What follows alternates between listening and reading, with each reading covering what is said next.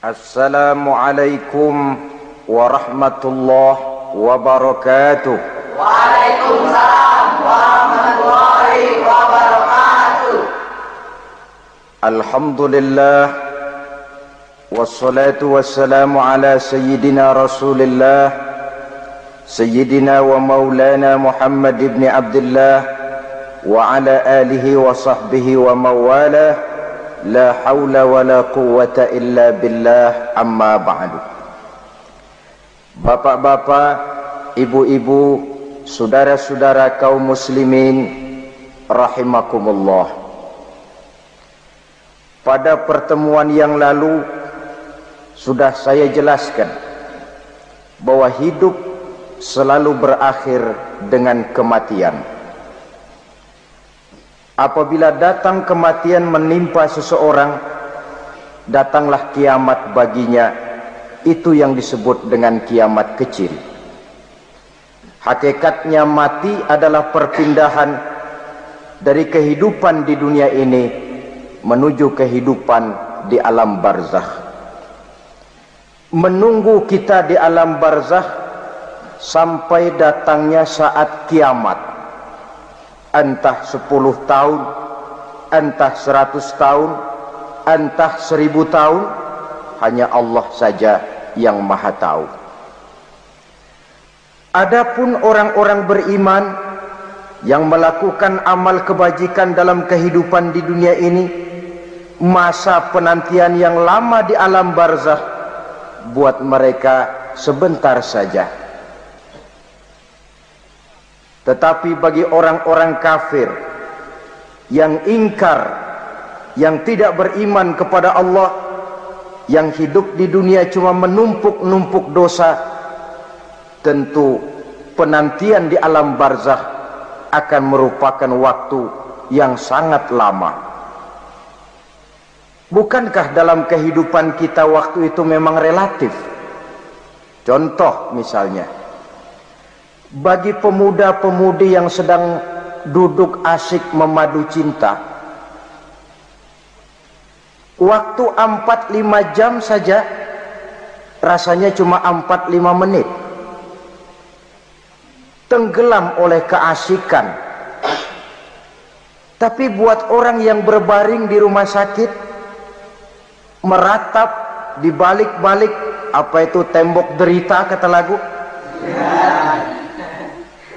di balik dinding-dinding penjara, sehari bagai seminggu, seminggu rasa sebulan, sebulan boleh jadi rasa setahun. Penantian yang sangat lama. Kapan kiamat itu akan datang? Ini rahasia Allah. Jangankan kita yang orang awam, baginda Nabi sendiri tidak diberitahu oleh Allah kapan kiamat itu akan terjadi. Tetapi sungguh pun demikian, banyak hadis-hadis yang menjelaskan ciri atau tanda-tanda datangnya kiamat.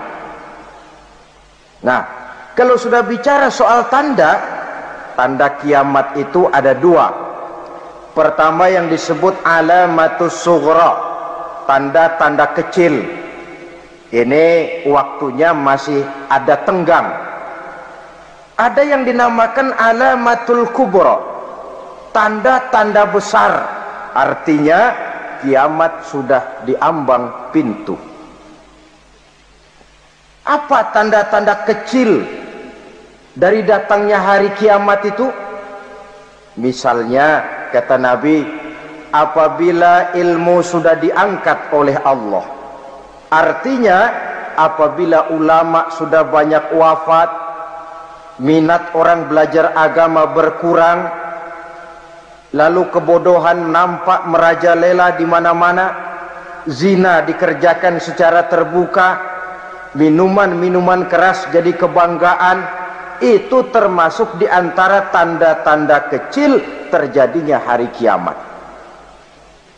Apalagi misalnya iza waladatil ammatu rabbataha, apabila budak sudah melahirkan tuan. Apa maksudnya? Ada yang mentafsirkan apabila anak sudah bisa membudaki orang tuanya. Orang tua yang melahirkan dia, yang membesarkan dia, demi setelah si anak besar jadi orang berpangkat, bertitel, berharta, berkedudukan, jadilah orang tua itu budaknya. Sehingga sering dibilang, kalau orang tua kaya, anak jadi raja. Tapi kalau anak yang kaya, orang tua sering jadi budak. Apalagi munculnya fitnah yang bergelombang, timbul perang antara dua bangsa yang besar, waktu berjalan terasa sangat pendek sekali. Itu merupakan tanda di antara tanda-tanda kiamat. Termasuk di dalamnya sulit membedakan mana laki, mana perempuan. Kan kalau tanda-tanda kayak begini sekarang sudah banyak kita lihat kan? Ulama banyak wafat, penggantinya sulit. Zina dikerjakan berterang-terangan, minuman keras jadi kebanggaan,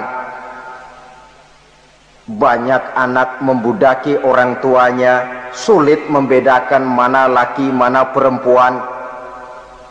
Kadang-kadang dari belakang kita lihat perempuan bener, begitu kita colek nengok jenggotan.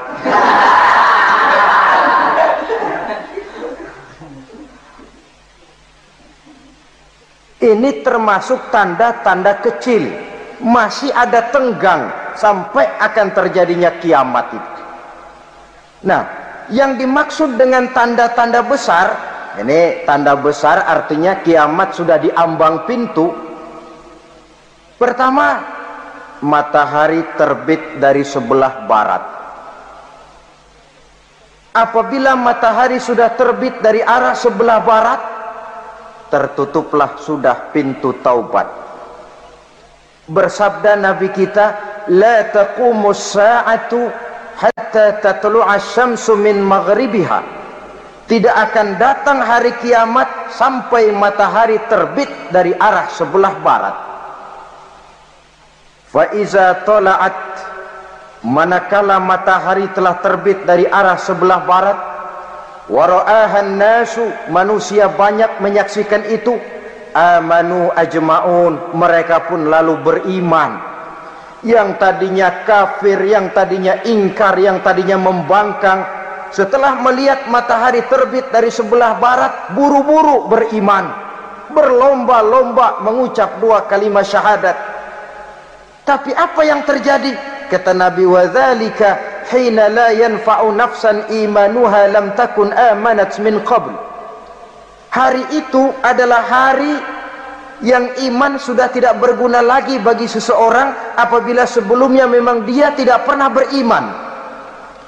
Au kasabat fi imaniha khaira, atau beriman tetapi tidak pernah melakukan kebajikan di dalam keimanannya itu. Hari yang sudah kasib, hari yang sudah terlambat, beriman tidak akan ada gunanya lagi. Ini pelajaran buat kita. Sebelum sang surya terbit dari sebelah barat, sebelum nafas sampai di tenggorokan, artinya pintu taubat masih terbuka. Kalau dua hal itu sudah terwujud, nafas sudah sampai di kerongkongan atau matahari sudah terbit dari arah sebelah barat, tertutuplah sudah pintu taubat. Tak ada lagi gunanya pangkat, jabatan, harta, bahkan beriman pun dalam suasana macam itu too late, kata orang Kulon. Sudah terlambat. Matahari terbit dari arah sebelah barat, itu tanda besar, artinya kiamat sudah di ambang pintu. Lalu apalagi tanda besar? Munculnya Dajjal. Dajjal artinya pendusta-pendusta yang menyesatkan manusia. Ada dua macam Dajjal, saudara. Ada Dajjal kecil, ini Dajjal kelas teri. Kalau ini sejak zaman Rasulullah sudah ada itu, tiap zaman ada. Di zaman Rasulullah misalnya ada yang bernama Aswad al-Unsi, dari Yaman. Ada yang namanya Musailamah Al-Kazzab dari Yamama. Ada yang namanya Ibnu Sayyad dari Madinah. Ini dajjal-dajjal di zaman Rasul. Musailamatul Kazzab memproklamirkan diri jadi nabi dia. Di zaman Rasul masih hidup. Ini dajjal zaman Nabi. Di zaman sahabat muncul dajjal-dajjal. Di zaman kita sekarang ini dajjal-dajjal pun gentayangan. Dajjal-dajjal kelas teri. Kerjanya mendustakan manusia, menyesatkan manusia, memalingkan manusia dari jalan yang benar dan diridhoi oleh Allah Subhanahu wa taala. Adapun yang merupakan tanda besar dari datangnya kiamat, dajjal-dajjal kelas kakap, pembohong-pembohong besar yang menyesatkan masyarakat manusia berpaling dari jalan Allah mengikuti jalan mereka. Apa sih ciri dajjal itu? Kata Nabi dalam hadis Bukhari Muslim, innad dajjala, sesungguhnya yang namanya dajjal itu yakhruju, satu saat akan muncul mendekati hari kiamat. Wa inna ma'ahu ma'an, si dajjal ini membawa air. Wa naran, dan juga membawa api. Dua simbol. Di tangan yang satu dia bawa air, di tangan yang satu dia bawa api. Wa ammal ladzi yarahu an-nasu ma'an fanarun, adapun yang orang banyak lihat air, hakikatnya adalah api. Yang dilihat api, hakikatnya adalah air. Oleh sebab itu, kalau api yang ditawarkan, ambillah air. Kalau air yang ditawarkan, pilihlah api. Maksudnya apa ini? Ini bahasa simbol, saudara-saudara. Dajjal bicaranya seolah-olah untuk kepentingan manusia, menawarkan surga. Surga yang dia tawarkan hakikatnya neraka. Hai manusia, kalau kau mau bahagia, jangan dekat-dekat dengan agama. Solat itu tidak efektif dan efisien, tidak produktif dari segi ekonomi itu. Menghadiri majelis taklim cuma buang-buang waktu. Tahajud, tasbih, tahlil, baca Quran, apa itu? Pekerjaan mubazir saja. Hidup ini cuma sekali, masa yang cuma sekali, manfaatkan dengan sebaik-baiknya. Mumpung. Dibawanya sifat mumpung, tetapi dalam pengertian yang sangat negatif. Bicaranya seolah-olah untuk kepentingan manusia, tetapi sebenarnya menjerumuskan manusia. Menawarkan air, tapi sebenarnya api. Menawarkan api, tapi hakikatnya air. Buat apa kamu sholat? Buat apa kamu bayar zakat? Buat apa kamu puasa? Surga yang dicanangkan dajjal, hakikatnya neraka. Neraka yang digambarkan dajjal, pada dasarnya adalah surga.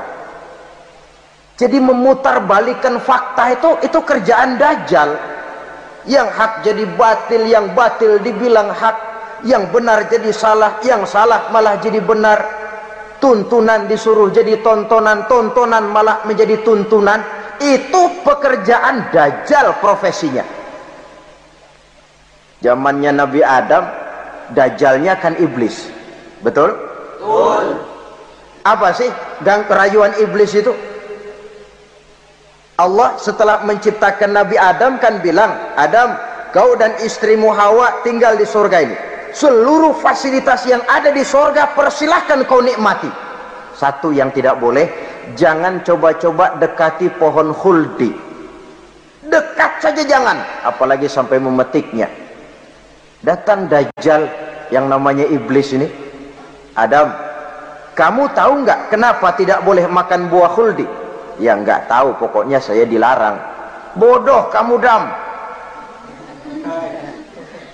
Khuldun artinya kekal. Kalau kamu makan itu buah, kau akan kekal di surga buat selamanya. Allah tidak kepengen maka dilarang kamu makan buah khuldi. Kalau kau ingin kekal di surga Adam, makan saja. Saya bicara begini ini untuk kepentingan kamu Adam. Ini kan ciri-ciri Dajjal. Bicaranya sih seolah-olah untuk kepentingan Nabi Adam, hakikat sebenarnya menjerumuskan Nabi Adam supaya ingkar dan melanggar larangan dari Allah Subhanahu wa ta'ala. Jadi setelah muncul Dajjal, timbul kekacauan-kekacauan di masyarakat. Banyak yang terpengaruh, terpedaya dan terpesona, termasuk mereka yang memproklamirkan diri jadi nabi, mereka yang memproklamirkan diri jadi rasul di zaman sesudah Rasulullah wafat. Itu adalah Dajjal. Maka saya ingatkan, kalau di zaman kita sekarang ini ada orang ngaku jadi nabi, ada orang ngaku jadi rasul, biar bahasa Arabnya kental, Quran hafal, hadis ribuan hadis hafal, biar pakai serban sampai menyengser ke tanah, bahasa Arabnya fasih, tapi dia mengaku jadi nabi, jadi rasul, kita umat Islam wajib tidak percaya. Wajib untuk tidak percaya. Itulah Dajjal zaman kita sekarang ini. Tidak mustahil mereka datang mempengaruhi orang-orang awam supaya berpaling dari Rasulullah, mengikuti mereka. Nah, di akhir zaman nanti, mendekati hari kiamat, Dajjal ini muncul. Dajjal kelas kakap, menyesatkan masyarakat manusia untuk berpaling dari Islam, mengikuti seruan mereka. Apalagi di antara datangnya kiamat itu, tanda yang besar itu, turunnya Nabiullah Isa Al-Masih, putra Maryam. Menurut berbagai hadis yang sahih, Nabi Isa Al-Masih nanti akan turun lagi, tidak membawa risalah yang baru, tapi meluruskan risalah Islam ini yang telah banyak ditinggalkan oleh masyarakat. Bahkan ada hadis menjelaskan beliau akan membunuh Nabi, mematahkan kayu-kayu salib, lalu melaksanakan haji dan umrah mengikuti syariat Nabi Muhammad, bukan membawa agama baru. Menjadi semacam mujaddid, reformer, menyelamatkan manusia dari bisikan Dajjal. Bahkan ada riwayat yang menjelaskan bahwa Nabi Isa berhasil mengalahkan Dajjal, mengembalikan masyarakat manusia kembali kepada ajaran Islam yang datang dari Allah, dibawa oleh Rasulullah Sallallahu Alaihi Wasallam. Dengan kata lain, turunnya Nabi Isa bukan sebagai Nabi dan Rasul baru, tetapi mengikuti syariat Nabi kita Muhammad Sallallahu Alaihi Wasallam. Saudara hadirin, ibu-ibu hadirat yang saya hormati, kemudian apalagi di antara tanda-tanda besar akan datangnya kiamat itu? Keluarnya asap atau awan. Kata Nabi, inna min asrati sa'ah dukhanan yamla'u ma bainal masyriqi wal maghrib. Di antara tanda-tanda kiamat, munculnya awan atau asap yang memenuhi antara langit dan bumi. Ini pun diperkuat dalam surah Ad-Dukhan ayat 10, fartaqib yauma ta'tis sama' bidukhanin mubin fayughshan nas hadza azabun alim. Bagi orang-orang yang beriman, mereka biasa-biasa saja, tapi bagi orang kufur, datangnya asap dan awan ini merupakan azab yang kelewat pedih. Barangkali sedikit mendekati gambaran tentang azab yang pedih ini, saya ingatkan alam pikiran kita kepada peristiwa yang belum lama terjadi. Pernah dengar berita bocornya reaktor nuklir di Chernobyl, Uni Soviet? Pernah dengar? Nah, bocornya reaktor nuklir di Chernobyl yang mengakibatkan ratusan bahkan sangat mungkin ribuan nyawa. Cuma satu reaktor. Bagaimana kalau seluruh cadangan nuklir yang dimiliki oleh para negara adik kuasa ini diledakkan? Bahkan yang konon menurut catatan, cadangan nuklir yang dimiliki bersama oleh Amerika dan Rusia sekarang ini sudah sanggup memusnahkan 6 miliar manusia, 1,5 kali lebih banyak dari jumlah manusia yang nongkrong di permukaan bumi ini. Saudara-saudara hadirin yang saya hormati, lalu saat mendekati hari kiamat, apalagi tandanya? Setelah Nabi Isa wafat, pada saat turunnya yang kedua kali, lalu Allah meniupkan angin sejuk, semua orang-orang beriman, orang-orang baik wafat, sehingga penghuni bumi ini cuma tinggal lagi terdiri dari orang-orang kafir. Tidak ada lagi di bumi ini yang bisa mengucapkan Allah. Sehingga dalam hadis qudsi itu ada keterangan, innallaha azza wa jalla yaqulu li Israfil.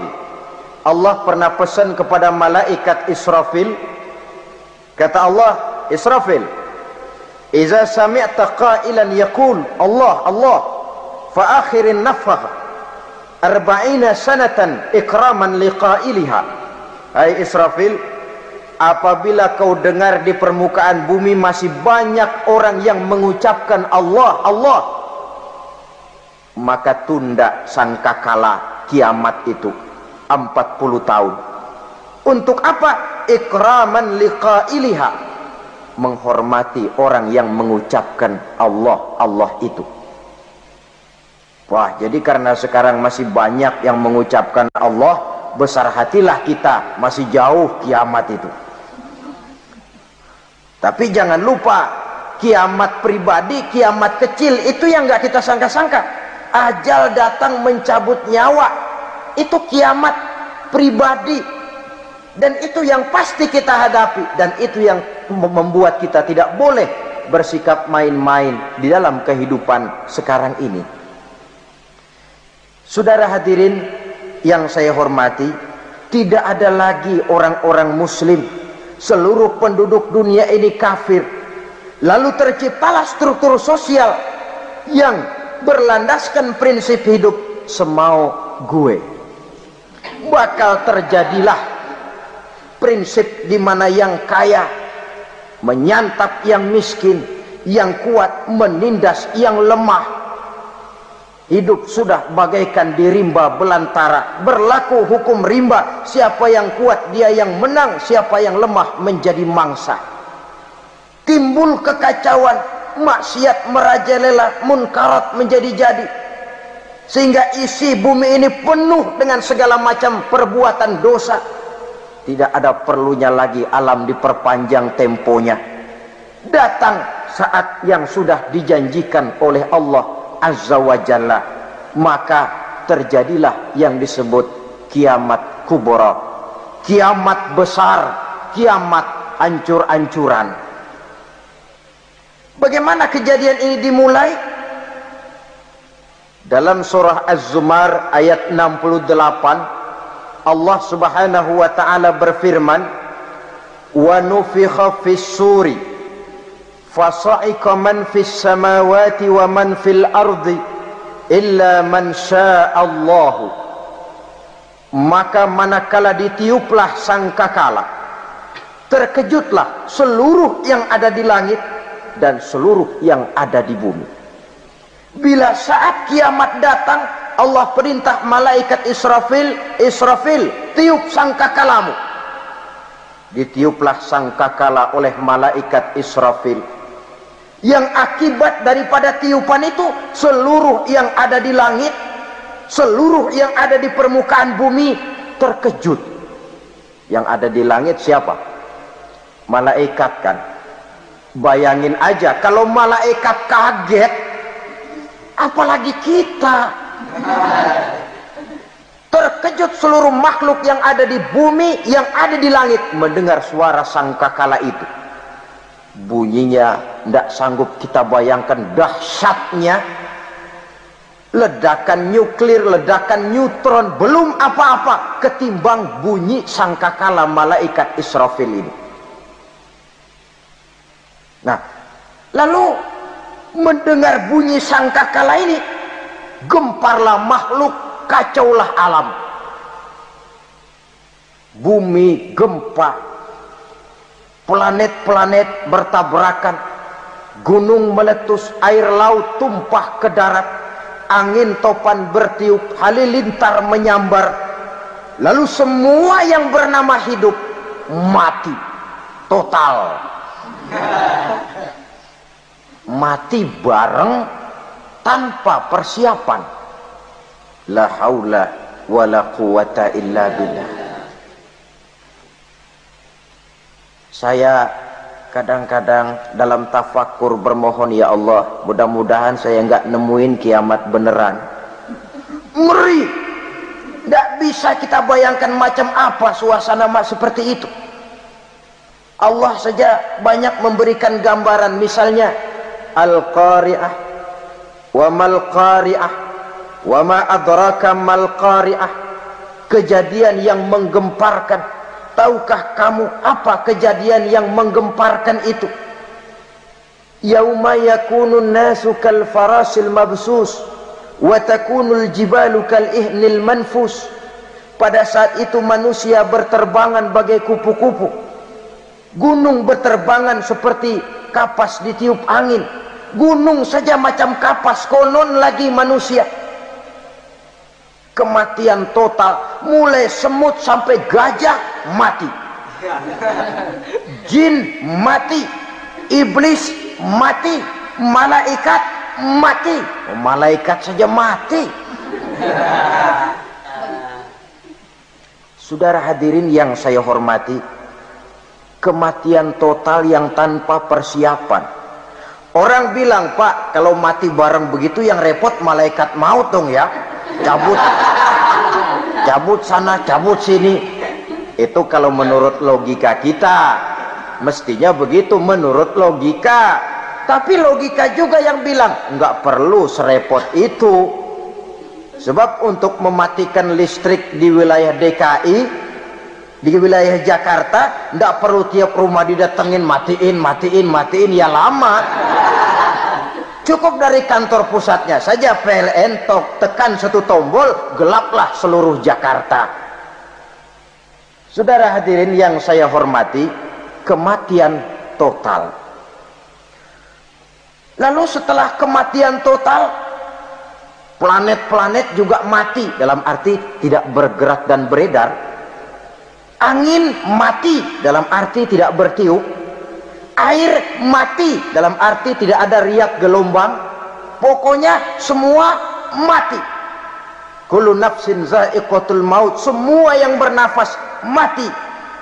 Dalam ayat lain, kullu man 'alaiha fan, semua yang ada di permukaan bumi fana. Yang kekal cuma Allah Subhanahu wa ta'ala. Yang paling belakang mati malaikat maut dan malaikat Israfil. Tapi mati juga sesuai dengan janji Allah. Menurut hadis Bukhari Muslim dari Abi Hurairah, masa tenggang waktu antara kematian total pada tiupan sangkakala pertama dengan proses kebangkitan pada tiupan sangkakala kedua 40 lamanya. Tidak dijelaskan oleh Abi Hurairah 40 jam, apa 40 hari, apa 40 tahun. Hadis-hadis cuma menyebutkan 40 saja. Sunyi alam, yang tinggal cuma Allah saja lagi. Ketika itu Allah berseru-seru, katanya, limanil mulkul yauma, siapa para penguasa hari ini? Mana itu raja-raja dan penguasa yang dulu mengaku jadi Tuhan? Fir'aun. Mana Fir'aun sekarang? Yang dulu jadi raja, merasa berhasil, sombong, lalu tidak mau turun-turun dari kekuasaannya. sampai kepada puncak kekurang ajarannya mengangkat diri jadi Tuhan. Mana itu Fir'aun? Namrus, mana sekarang Namrus? La ilaha illa ana. Ternyata tidak ada Tuhan lain selain daripada aku, kata Allah. Proses kemudian, saudara-saudara, turunlah hujan dari langit. 40 lamanya hujan itu. Tidak jelas juga 40 jam apa 40 hari. Setelah air turun membasahi, datanglah tiupan sangkakala yang kedua. Semua yang bernama mati bangkit dari kuburnya masing-masing. Ini yang disebut Yaumul Ba'thi, hari kebangkitan. Allahu Akbar. Pada saat kita bangkit dari kubur kita masing-masing, kumpul di padang mahsyar namanya. Bayangin aja, saya sendiri nggak sanggup bayangin. Manusia sejak zaman Adam sampai zaman kiamat kumpul bareng di tempat sama. Berapa banyaknya itu?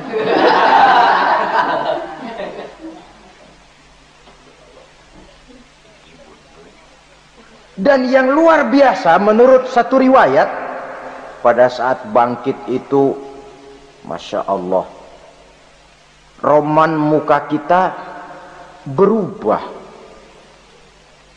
disesuaikan dengan amalan kita waktu di dunia ini. Barang siapa yang waktu di dunia amalannya itu amalan tikus,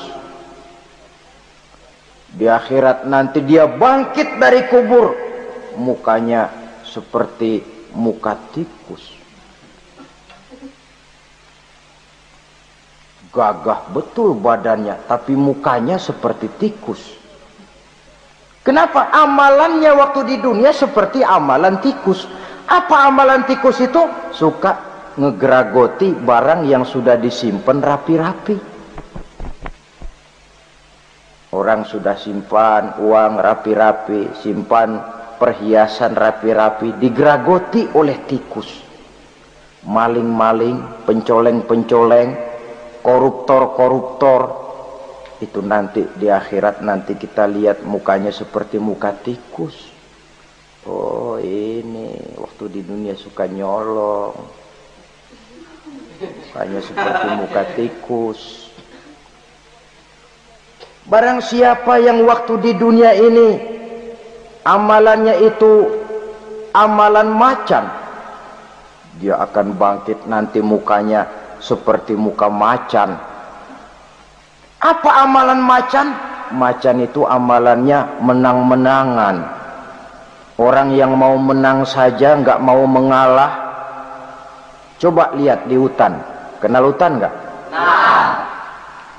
Di hutan, raja hutan di mana-mana pasti macan. Betul kan? Betul. Padahal hutan belum pernah bikin pemilihan umum. Tapi macan tidak peduli ada pemilihan umum apa tidak, pokok saya raja. Sebab apa? Macan jadi raja itu bukan karena benar, tapi karena kuat jadi raja. Setelah dia jadi raja, rakyat hutan yang mesti dilindungi malah dimakan oleh raja macan. Kambing rakyat hutan dimakan oleh macan. Ayam rakyat hutan dimakan oleh macan. Itu nanti kita lihat di akhirat itu mukanya seperti muka macan, gagah betul. Lalu barang siapa yang di dunia ini amalannya itu seperti amalan anjing, nanti dia punya muka seperti muka anjing. Apa amalan anjing? Pertama, anjing itu kalau disuruh jaga rumah, dia tidak bisa membedakan mana maling, mana tamu. Biar yang datang maling, kalau bawa tulang, anjing kalem. Yang kedua, anjing itu akan setia kepada siapa saja yang memberinya roti. Siapa yang memberinya roti, itulah majikannya. Apa kata majikannya pasti dia laksanakan. Soal benar atau salah dia tidak peduli. Setelah anjing dapat roti, dia tidak punya pilihan lain kecuali bilang, abdi mah kumaha juragan wae ayeuna mah.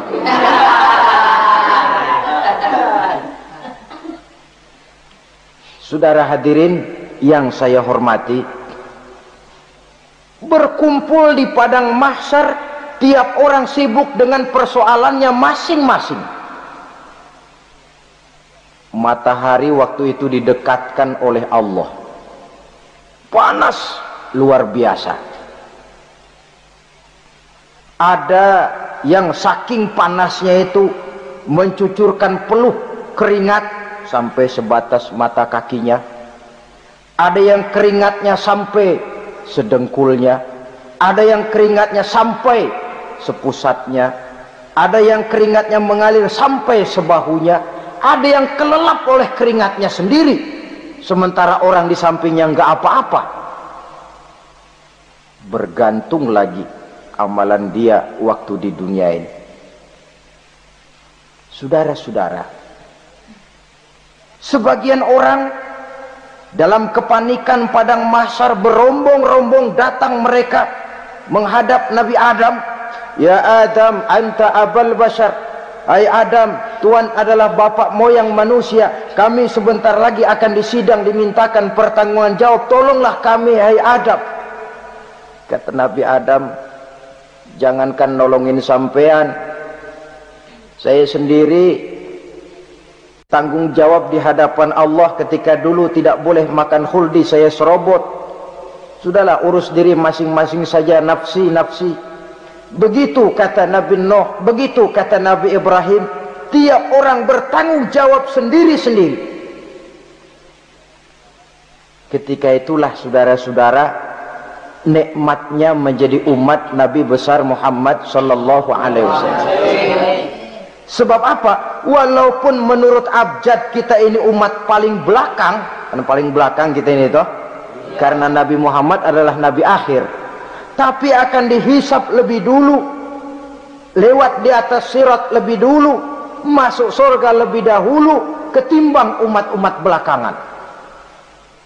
Ketika Rasul mendekati ajal, beliau tanyakan itu kepada malaikat Jibril.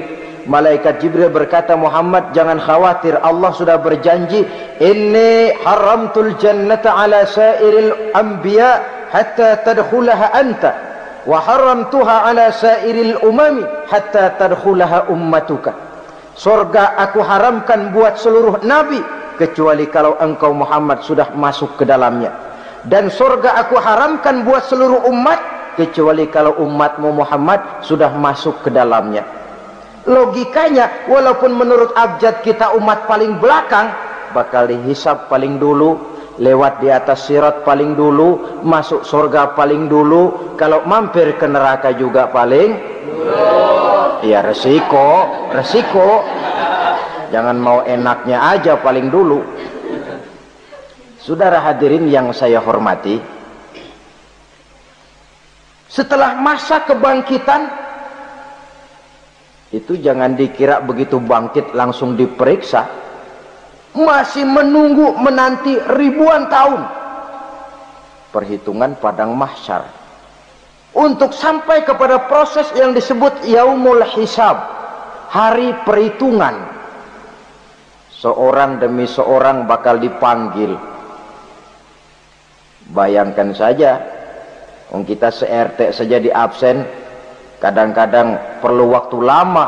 Ini manusia sejak zaman Nabi Adam sampai datang hari kiamat, satu demi satu disidang di hadapan Qadhi Rabbul Jalil. Status sosial copot sudah waktu itu.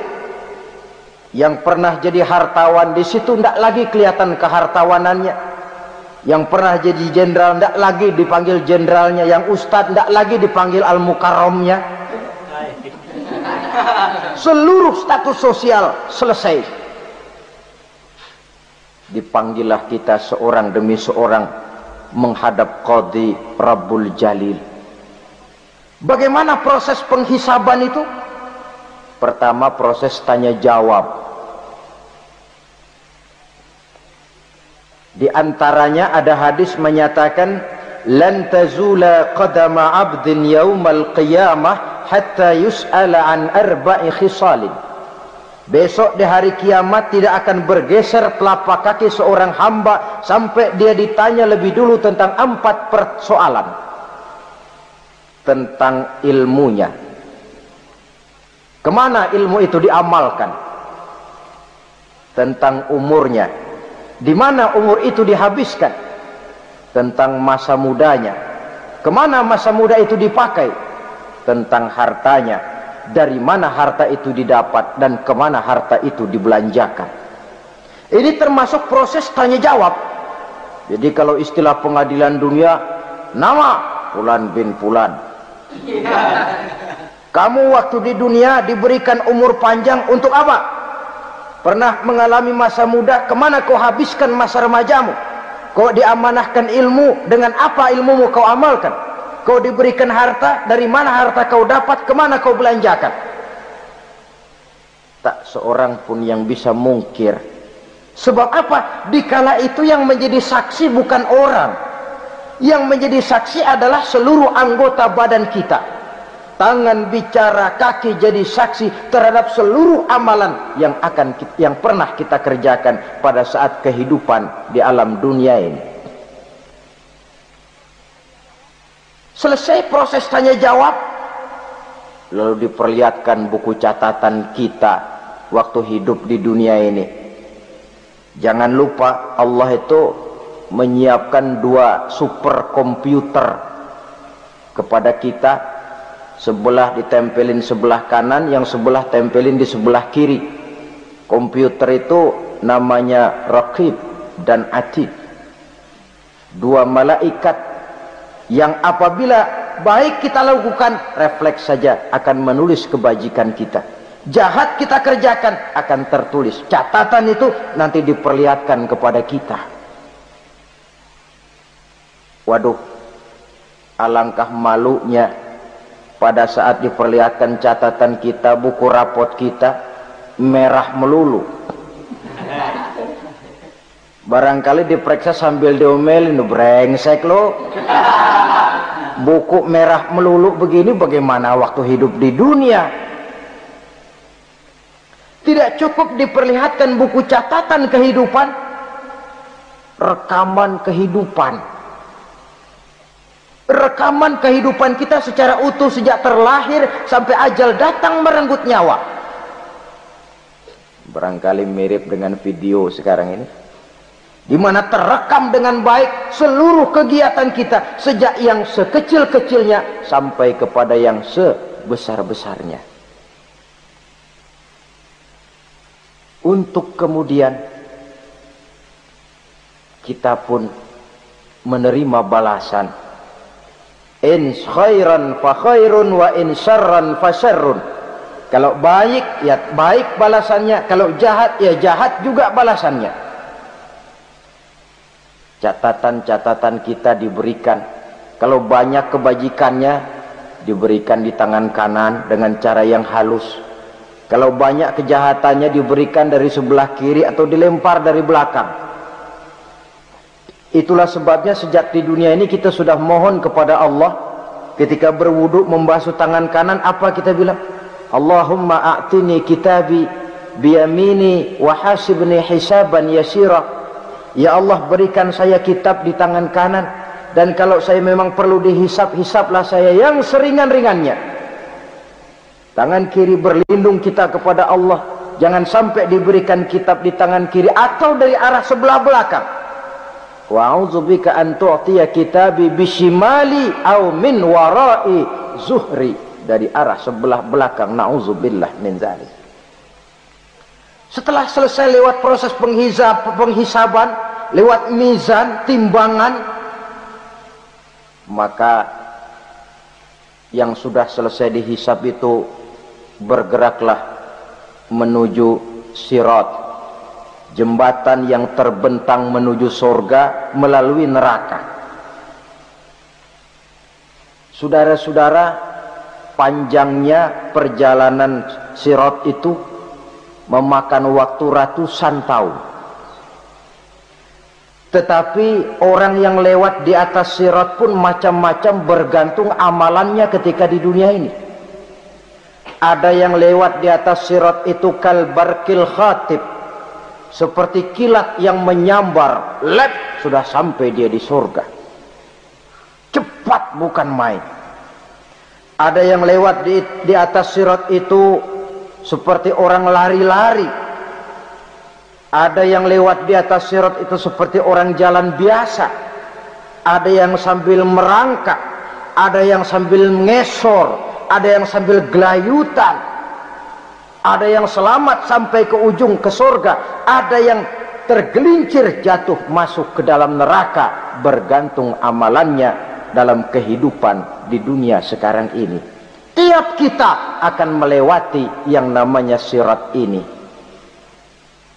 Saudara-saudara kaum muslimin yang saya hormati,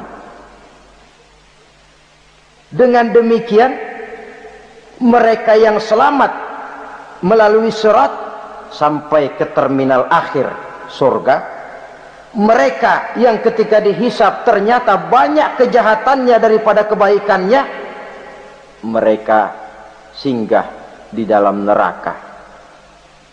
Nah, adapun orang-orang yang beriman menurut ayat Quran dan hadis Nabi itu nanti ada bermacam-macam. Ada orang beriman itu yang dimasukkan surga. Ada orang beriman itu yang dimasukkan ke dalam surga. Ada orang beriman itu yang disebut penduduk surga. Kenapa lain-lain, Pak? Karena waktu di dunia amalannya juga lain-lain. Ada orang beriman yang masuk surga. Ini paling murah tiketnya. Mau masuk surga? Kata Nabi begini, ma min abdin qala la ilaha illallah thumma mata ala dhalik illa dakhala al-jannah. Kalau seorang hamba sudah mengucap dua kalimat syahadat, dia yakin dengan kebenaran kalimat itu sampai matinya, orang itu akan masuk surga. Abi Dzar yang waktu itu diajak bicara heran, ya Rasul kok gampang betul? Iya. Walaupun orang itu mencuri, iya. Walaupun orang itu berzina, iya. Biar dia mencuri, biar dia berzina, kalau dia sudah mengucap dua kalimat syahadat, dia yakin dengan kebenaran kalimat itu sampai matinya, itu orang akan masuk surga. Jadi masuk surga cukup dua kalimat syahadat, yakin sampai mati, masuk surga. Itu perkara masuk. Tapi kalau pertanyaannya diterusin, masuknya kapan, Pak? Nah, ini lain lagi urusannya. Sebab ada yang masuknya itu langsung, ada yang mampir dulu. Di sana tempat cuma dua, kalau tidak surga, neraka. Mau ke surga tapi mampir dulu, yang mampirnya jelas di neraka.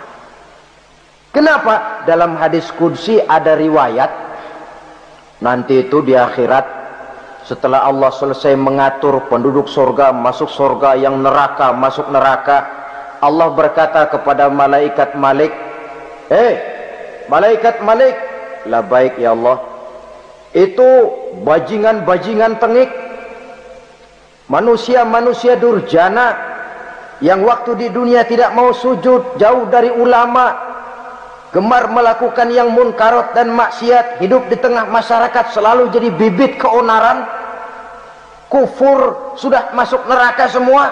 Sudah ya Allah. Nah, kalau sudah, coba sekarang kamu masuk, Malik. Saya, iya, masuk neraka. Mau apa ya Allah? Kata Allah, akhriju minan nar man kana fi qalbihi misqala habatin min khardalin min iman. Kau masuk neraka, cari di dalam neraka orang-orang yang ada imannya walaupun kecil sebesar biji zarah, angkat mereka keluar. Masuk malaikat Malik ke neraka, cari orang yang ada imannya, korek-korek. Ya repot, udah pada gosong. Yang ada imannya diangkat ke atas, yang ada imannya diangkat ke atas.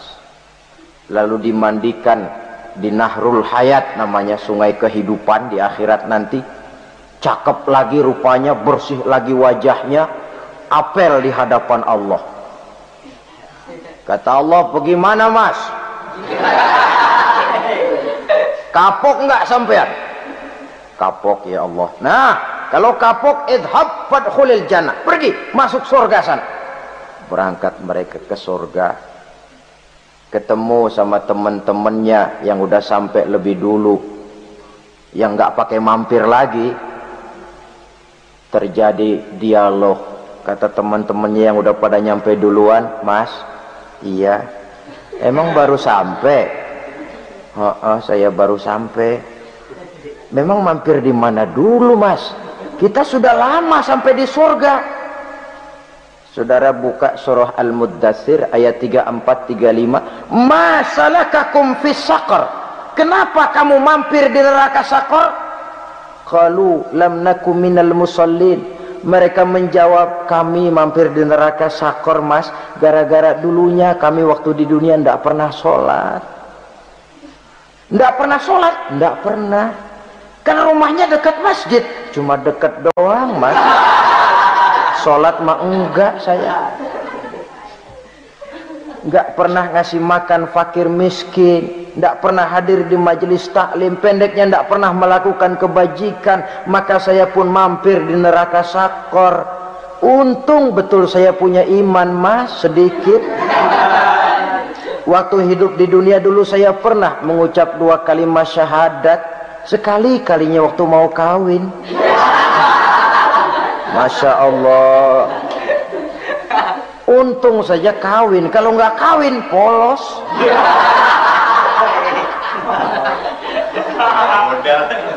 Itu juga pengulu sudah setengah mati ngajarin. Asyhadu alla, asyaduaan, asyaduaan.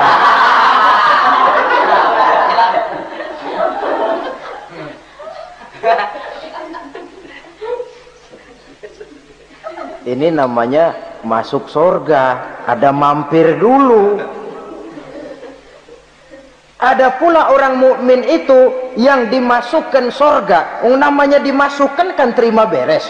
Saya masuk ke rumah, jalan sendiri, cari tempat sendiri. Saya dimasukkan ke dalam rumah, terima beres, pokok ada di dalam, itu dimasukkan namanya. Nggak pakai mampir.